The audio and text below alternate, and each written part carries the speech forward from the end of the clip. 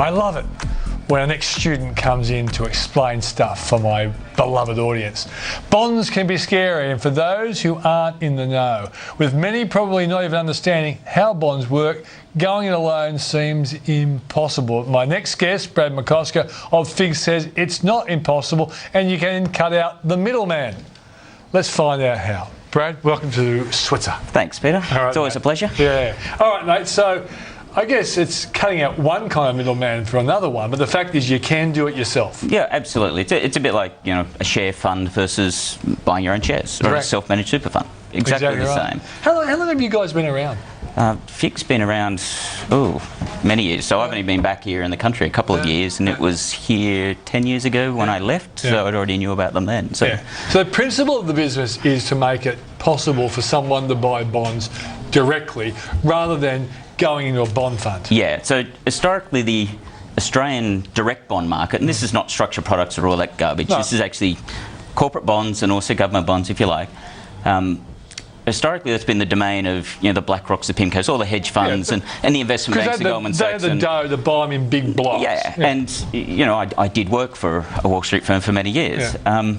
And what FIIG's allowed investors to do, the mums and dads and the guys who watch your show, just opens the door to that world so they can invest directly as well. Back before I left Australia the first time, that didn't exist. No. So these guys... And the Americans have got really lucky because they can buy corporate bonds like we buy government bonds. Yeah, the market over there, in fact, globally, the corporate bond market, or the bond market in general, is about 4 times the size of the equity market. It's only here that we don't really see it.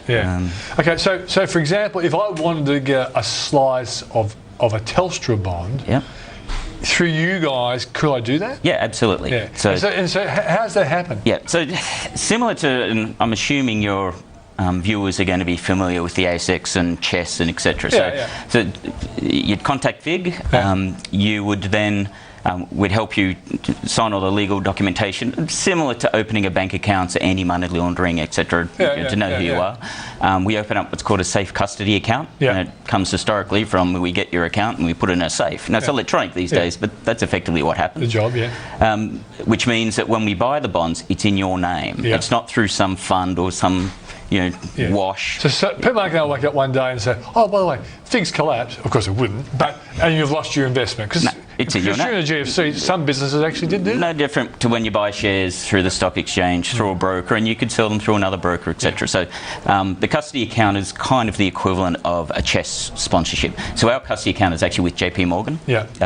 So it is ubiquitous across the bond markets globally that you would use a custody account like that. So if I had, say, a self-managed super fund and I had $1 million in that, and I've got 800,000 in stocks, but I want to put 200,000 between cash and some bonds, I could maybe buy $150,000 worth of bonds with you guys. Oh, easy. So it's about $50,000. I want 80,000 in a 3-year government bond. So we actually can work, and there's as much selection as you can have in the ASX. There's over 200 bonds in Australia alone. So you've got as much selection as what you have. It's just that people don't know it's there. So we've been actually quite fortunate that self-managed super fund people are waking up to it, and they're actually contacting us in droves just to get hold of some. Okay, let me ask questions, because I'm thinking about what the viewer at home might be thinking. So if I say, well, I want to put $100,000 into a Telstra bond, is that going to be a newly issued bond with a coupon rate that might be 6 or 7%, or is it going to be an existing one that we have to buy at current prices? Usually it'll be an existing one, no different to shares, unless you get it on the IPO. You'd trade it in the secondary market, no different with bonds. We do new issues. When they come along, if they happen to be there, you can probably pick one up. You were talking, I watch your show regularly, Peter.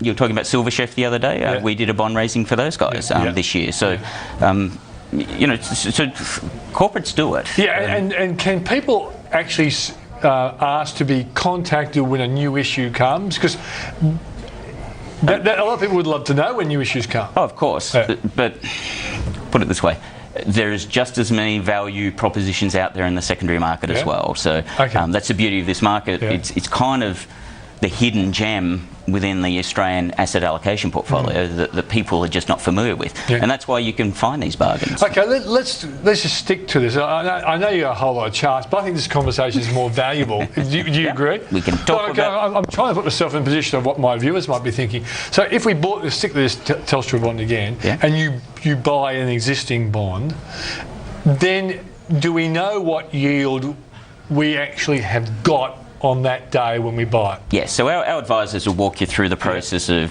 what the value is, what your coupon payments will be, so what the yield is to maturity, the running yield, and we'd work with you on factors like your lifestyle, and if you're in retirement, what is your income stream you want to generate, and what's the risk profile you want to take, etc., etc. So, given there's a lot of selection, everyone's different. So. And clearly, if the bond price had been rising before I buy into it, well, the effective yield I get is going to be a little bit lower because I'm buying it at a slightly higher price than the initial issue price. Or lower, depending on what happens with the price. After that time. No different to if a stock, I've never picked the bottom of a stock market, I can assure you. So it's a lot of fun trying. That's why I've got a television show. We went awfully close. Missed the top. Well, I didn't have a television show then, thank God. All right, but that's an important thing that some people think, like a new issue bond is really simple, isn't it? Because I put my $100,000 down, the coupon interest rate is 5%. I know I'm going to get 5% of 100,000 forever on this, but if interest rates change, if I try to sell the actual bond, it's going to be harder. But if I wait to maturity, I get my money back and I keep getting that 5%. That's the beauty of it. So no matter what the price is, it could drop to 50 cents, it could be dropped to whatever. They've still got a legal obligation to pay you at the end of the day for the face value of the bond. Right? And also, if you buy it, no matter what you buy it at, say it was your 5% coupon. No matter what you buy it at, you're still going to, for 100 grand, you're still going to get that $5,000 every year. So it's locked in. It's a legal obligation. It's not like a dividend where it's a promise to pay in the future. So and that's the interesting thing, Brad, is that if you go into a bond fund, well then you are at the mercy of what can happen to bond prices, and also what the. And then there are good ones out there, but what the fund manager is doing, who knows? So and that, in a sense, your business has been designed to be an alternative to getting into bonds, and you're in control of what you select, rather than a fund manager who could be good, but the market could just go against him. Yeah, absolutely. And my experience is that when it's your own money, people are more willing to educate themselves on it, no different to your viewers on the stock market, etc. A lot of people are educating themselves on the bond market because they see there's less volatility and the yields aren't that much lower. No. What about if you, for example, got a 5-year bond, say 10-year bond, and on the 7th year you want to get out? Is it highly likely that there will be a price where you can get out? There will be a price, and this is one of the misnomers, so let's educate people right now. The bond market is far more liquid than what you tell. The beauty of it is it's an over-the-counter market. So yes, it may not be on the stock exchange, but if you want to sell $50,000 worth of, say, hybrids right now, you'll probably move the market, right? Where if you want to sell $50,000 of bonds, it's not even going to make a blip. And the point is this, that the best time to be a seller of a good bond is when everyone wants to be a buyer. Exactly. And so it's just like any market. It's just like any market, But some people forget that, and sometimes if you hold on for too long, you'll still get your money back and you'll still get that coupon guaranteed rate, but the actual yield you're getting depends on the price you come in. Yeah, absolutely. But it's locked in, so you know your worst case scenario, right? That's the beauty of it.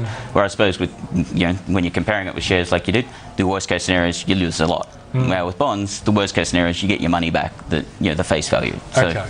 What's your feeling about the outlook for the bond market generally? Because we know interest rates are coming out at the moment, but we know that you can get a quick turnaround as well. I think some time across 2013 or early 14, it'll start turning around. Yeah, when you see the yield curve, that probably that's saying that. Yeah, saying that. Yeah.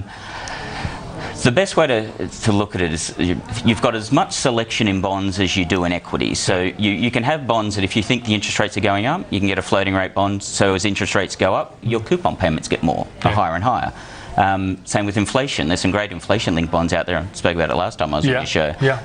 Like Sydney Airports, etc. was in the news today about the future fund buying into Sydney Airports equity. Well, there's bonds out there which are paying over 4% over inflation rates, so like a 6.5% coupon.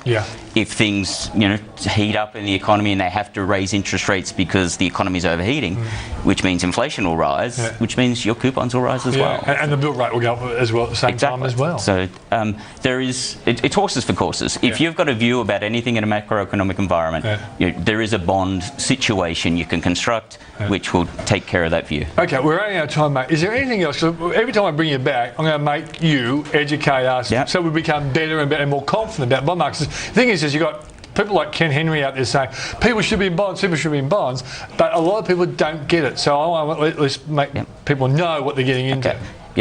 Are we able to bring up a chart? Just chart one. What chart? You want chart one? Let's go chart one quickly. I'm going to see if Peter can bring up a chart. Here it comes. Okay, so this is annual return of Australian equities, so the accumulation green or yellow? The yellow is equities. I would have thought. And the green is the Australian 3 to 5 year annual corporate bonds. Right? So as you can see, the corporate bonds are a lot more stable income stream. Not as exciting, probably won't make a full hour show if we were to just talk about bonds. But if we're talking about equities, a lot of entertainment.